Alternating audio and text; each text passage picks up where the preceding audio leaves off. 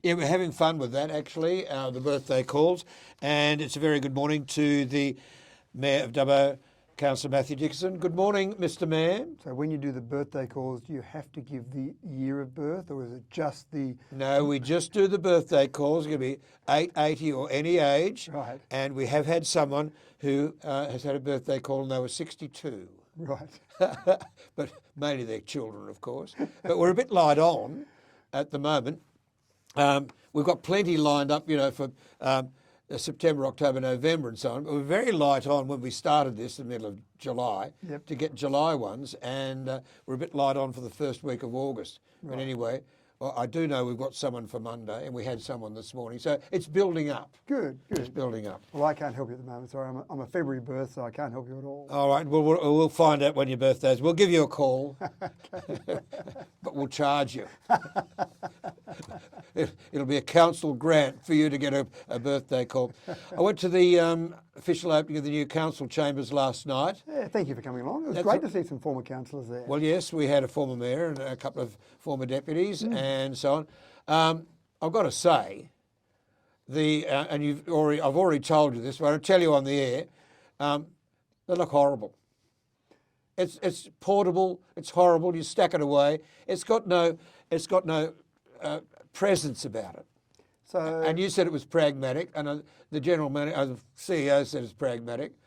How much did it cost? I don't have the exact figure off the top of my head, but it's saving money because... No, but how much did it cost? I don't have that number off the top of my head. I don't know the exact number for that, but what it does do is saves us a significant amount of money because, and I understand exactly where you're coming from, that was one of the concerns councillors had when we made the decision to go ahead with this, but the world we live in today, we just can't have a chamber that sits there, a large amount of space, vacant, entire month except for 2 meetings a month. Yeah, but I've seen on days when it's not been used, the old council chamber, I saw on a couple of occasions when I ducked in to see the mayor or whatever and went down there for whatever it is, there were staff members working in there on the council desks. That's right, and that's not really an ideal situation where you just have a couple of those council desks not really set up to work. So the idea here is that we take that large space that was used basically twice a month, and we then can put staff in there and turn that into normal office space. We've got a building across the road on Church Street. Now that building is used with staff in there. This means we can move those staff across to the main building, and then that building, we could either sell that building off because we wouldn't need it anymore, or rent it out. We could rent that out for maybe $70,000 a year. So there's $70,000 we can add to the bottom line by then having the pragmatic solution, and I know you don't like that word, but the pragmatic solution of having our meeting rooms, our conference rooms, turned into a council chamber twice a month. I know it's not ideal, and I also, from your perspective, I know exactly where you're coming from, and that I feel for that loss of history a little bit. And you heard me last night talk about that history of all the different locations we've had chamber meetings in. But I think council chambers have got to have a bit of regency about them, and this one doesn't. It's just a prefab shambles. Well, it's a practical, cost-effective solution. Here we go. Practical, cost-effective rubbish.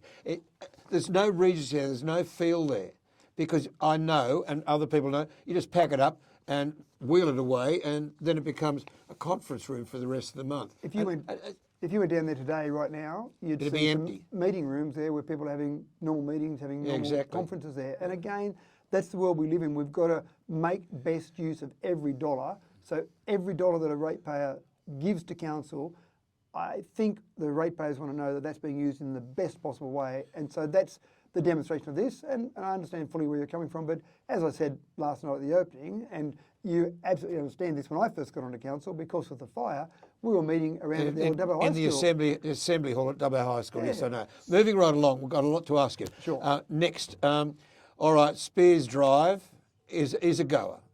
Well, it's not our decision to make, but every indication... No, it's not your decision to make, but we've got people jumping up and down still about it. Correct. And what was said in council last night, very quickly. Very quickly. So every indication we've had from the state government, because it is their facility, is that they'll go ahead and Spears Drive. Council formally opposes that. We've got a resolution to say that. Last night, there was a comprehensive report put together by the CEO, about 24 pages, talking about the process if we were to give land away, because there's no resolution to say ever, Yep. none now, none ever before, to say that we give land away. The resolution last night ultimately was that we believe, council believes, we formally resolved that given the criteria from the state government, including no additional delays, no additional costs, we don't believe we've got any parcel of land that would suit the state government. And we listed in that 19 parcels of land, a minimum of 19 parcels of land that we've actually talked to them about, discussed with them. There's other organisations we've put them in touch with. We don't believe there's anything that will satisfy the criteria, specifically around that no additional time, no additional cost. So what are council and you as the mayor, what are you going to say to the people of Spears Drive? What I've said, and there is an extra part of the resolution I'll come back to, but what I've said to the people of Spears Drive all along, every conversation I've had with the people of Spears Drive has been the same. We formally oppose it. The state government makes the decision. Council does not make the decision. Now, in addition, last night, as part of that resolution, we also resolved to say, here, we'll give you 2 additional parcels of land that we've talked about before, but we'll go back and revisit them, North Bungalgumbi and Greengrove, and say, here, have a look at those, assess those against your criteria, and tell us if those are suitable. Now, they've told us before they're not suitable, but again, just to emphasise the point and almost to demonstrate that this is not a council decision, have another look at those, will you, and see. CEO Spittle has made it quite clear they're going ahead. The conversations that Mark Spittle has had with councillors, really, he has said he'll look at other sites, but it's got to be materially better than what's there now. And again, they keep stressing no additional cost, no additional time delay. And there was a discussion about if, for example, there was another magical parcel of land that popped up tomorrow, it would take them another 6 months to do the assessment on that. So there's a significant delay straight away. So I think the state government needs to be a bit more upfront and come out to the people of Spears Drive and tell them the truth. And I agree with you. For all intents and purposes, I think they're going ahead with Spears Drive. All right, speaking of delays, 3 projects. Out of the blue, we found out there's 3 projects that we've got money for, a lot of money for, might not go ahead, or you're going to combine 2 of those projects together and wipe one out. I know you're going to use the excuse delays and building costs and increases here, there and everywhere. Why was it such a surprise? How long have you known that these projects weren't going to go ahead? So I'm not going to use the excuse of delays and building costs going up. I'm going to say that these projects were never done properly in the first place. By whom? Well, in 2018, the previous council put in grant applications. Now, here's the irony here, Richard. We've got business case that the last council spent $100,000 on for alcohol and other drug facility that's not a local council facility, not a local government facility, it's a state government facility. Why would you spend $100,000 of ratepayers' money for a facility that's not even your facility? Because it was political at the time. I'm not going to go there. No, I'm going to go there. It was political at the time. And then you put in grant applications for 3 projects where you didn't do a business case, but these are council facilities. So I think while the last council was focusing on state government objectives, they were ignoring what the local government should have been looking at, which is local government priorities. So those 3 projects, there was grant money available, so they just put in grant applications without doing a proper business case, without doing proper costings, and then this council's come along and said, wow, we've got to try and sort out this mess, as we've had to do with a whole range of other messes we've had to sort out, fluoride, $5 million worth of pipes. Yeah, I'll get on to fluoride in a minute, yep. All those other things. So we're now trying to sort through that process. We're trying to work out how we do them, because all 3 projects, councillors agree that all 3 projects are great projects and we definitely want them to go ahead. How do we do that with a funding scenario? What we decided last night was to take funding that had initially been allocated to the Rajri Cultural Tourism Centre, which I think will be a great project for Dubbo, and from a tourism and from a cultural perspective, take funding allocated to that, because some of these funding programs have deadlines on them.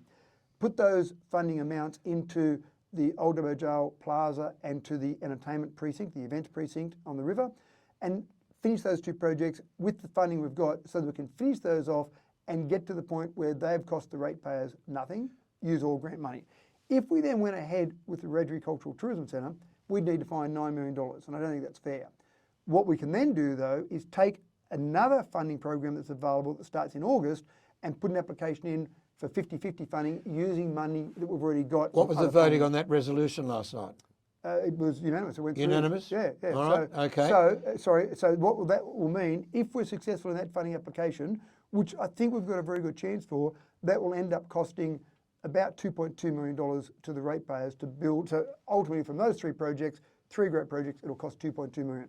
It would have been nice to have cost nothing, but I don't think we can get to that point. Well, I've got a solution for you with your land sales. I mean, land sales, let's face it, you've got 50 blocks on the market at the moment. You're going to have another 60 blocks available about now. That's 110 building blocks. Net 200,000 after developing a block, which is 70 or 80,000 per block. When you sell them, net 200,000 multiplied by 110. There's your 20 million deficit out of the way. And there's 2.2 million. Why don't you go ahead and do that? Well, the 2.2 million still relies on some funding to come. So if we can get a chance to get funding out of the government, and this is the federal government I'm talking about now, rather than us pay 9.3 million, I'd rather pay 2.2 million. Understand, but okay, let's get on to the land though. The land is not, you can't blame on another council. The land's been a complete mess, hasn't it? We absolutely need to get that finalised and get those blocks registered.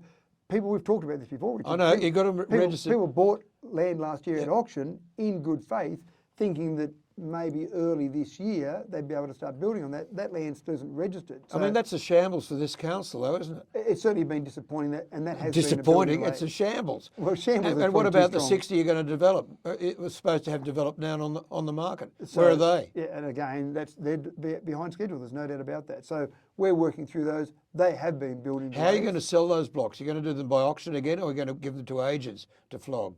Well, the current ones we've now got going through agents, so that'll be a decision. How they being advertised? Agents know about it. The public know about it. Well, how they're being advertised? Oh, well, that's certainly up to the agents. We're advertising them still, but agents have got that ability to go out and advertise those as well. What agents? Who are they? I can't name them. There's about 5 or 6 agents off the top of my head that are out there with the ability to sell those. Righto. Yeah. Okay. So again, but I mean, let's face it. You've got 110 blocks, net 200,000 each, and that's probably pretty fair. There's your 20 million deficit gone. You've got a bit of change to do other things with. Well, and again, why don't you get on with it? You said that important part. There's our deficit. That's still filling up the deficit from the last council. So we've got to fill that up first before we can even think about spending a single cent on new projects. But again, if I've got the choice, Richard, 9.3 million of ratepayers' money or 2.2 million, I'll take the 2.2 million every time. So we need to explore that to the nth degree first to see that if we have that opportunity to get the funding from the federal government first before we go and spend ratepayers' money. All right, we're still looking shabby in Dubbo. What's happening with trees? And have you been down Macquarie Street lately at night? The street lights are all out. The bulbs need replacing. Well, funnily enough, I actually got 2 text messages over the last 2 days from 2 residents who said, fantastic, the entrances to Dubbo are looking much better, you're doing more mowing. And in our last budget, we did actually allocate more funds to those entrances so that we can actually keep them looking a little bit better. But every time a tree dies in this town, it's never replaced. Well, never's too strong a word. They are replaced, Richard. No, they're not. They have are a look replaced. at Wheeler's Lane. Have a look at Manor Road. Have a look at, coming into town from the airport. There are missing trees everywhere. I'm sure there are missing trees. But they've died and they haven't been replaced. Never's a big word. Never means never. They are replaced. But again, you've got... In time. In time, that's right. Yeah, that's right. A good council phrase. In time. In the goodness of time, I think was the expression used. In the fullness of time, Sir Humphrey, yep. But look, we've got a great team there. They work to the best of their ability with the budget they've got and the workforce they've got. So when a tree dies, no, we don't have staff out there that day and say, quick, get rid of that one, put a new one in, everything's done. We've got to still work towards a budget. And again, that point I made before, 9.3 million, 2.2, we'd rather spend some of the money on trees. And we did allocate additional funds. And I know, 100,000, which will go nowhere. To trees. Well, no, it goes better than zero, which was what the previous allocation was. So we're working towards those things, but there's a lot for us to do in this local government area. 7,536 square kilometres. What about replacement of street lights in Macquarie Street? Well, that's an interesting one. That's actually not council's job to do that. And unfortunately... No, it is council's job to do that because I looked into this. It's not Essential Energy or the electricity boys. It's council. Well, the street lights are essential energy, but we've got to, or someone's got to notify them. We can notify them or residents can notify them. Back in the old days, they used to have essential energy staff to go around and inspect lights and then basically do the replacements. Now they rely on a reporting process. The public can report it, council can report it, anyone can report those streetlights down. So when you see one, call Essential Energy and let them know, and then they've got a program to replace them. Well, I'll call them and tell them to work down Macquarie Street. It'll take them a week to fix them. Why are we spending $5 million on an animal shelter? Well, we're looking for... When you're looking at 2.2 and 9, and are you looking for that money again? That's exactly right. So that's another funding application that we're looking for. So we've got a couple of different funding applications. One was in relation to the 3 projects you mentioned before, but then we've got some other priority projects in terms of some erosion control at Sandy Beach, animal shelter you mentioned, certainly the Rajary Cultural Tourism Centre in there. So there's other funding applications we're looking at as well. And it's a constant process. There are different programs coming online all the time. There's different programs that we need to keep applying for. It is a constant process, but you also need to make sure you can afford to do the project with that funding, which I know sounds silly, but we need to make sure we get the budget right before we put those applications in, but also the ongoing cost of running any of those facilities. So sometimes getting a facility means you've got an additional budgetary cost to maintain that facility. I understand that, and I've seen that, and you're quite right. And I will give in on this point that the previous council did set up things without a maintenance budget to follow, and we are suffering for that at the moment. But you remember Barden Park, when we did Barden Park, yes, an exactly. important part of that was to make sure that we had some funds going through the track replacement. The information we had was about every 15 years, for example, you need to replace that track. Which we've done. Well, we're going to be doing that one shortly. Sorry, yeah. Same with the theatre. Yeah, exactly right. All of those things. My pet project. You build something nice and shiny, that's great, but you've got to make sure that you can afford to maintain that facility. You don't want it to fall apart and become a shambles, Richard, to use your word. Well, yes, and we are shabby at the moment. Finally, is there any movement at all on doing something about aquatics in this town? We are so far behind Wagga, Lismore, Bathurst, Orange. I noticed Orange have had to close their 25-metre heated indoor pool for 3 days because of something that went wrong with the waterworks. We haven't got one to even close down. So what's happening? Interestingly enough, we have dinner after our council meetings, of course. So last night we were sitting down having dinner, and a couple of councillors I was sitting near. Actually, that was the main topic of our conversation about the Aquatics Centre Working Party and a recent discussion of that working party around apparently a previous business case that was put together around some of those facilities, and this council hasn't seen that business case yet. So we want to get a hold of that business case and have a look at that and go through that. So there was some discussion in it, but I can't make any promises to you at this point in time. If you want to get hold of the business case, I've got a copy of it at home. Well, because when I was on council, I got a copy of it. Well, this is after we were on council. This is a new one that was done, okay. Which I haven't seen a copy of yet. I didn't know it existed, so we're trying to get a copy of that. So apparently there's some issue, some legal issue with it, but we've got to sort through that and then get a copy of that so that current councillors can have a look. 27 to 10, talking with the Mayor of Dubbo, Councillor Matthew Dickerson. Getting back to land, this land business, how's that going to be sorted out? It's got to be sorted out, and sorted out quickly. And it seems to me that I can't understand why it's taken so long to get these blocks registered. Well, getting the blocks registered, we need to get all the work done first, and there has been a delay, a significant delay in actually getting the groundworks done.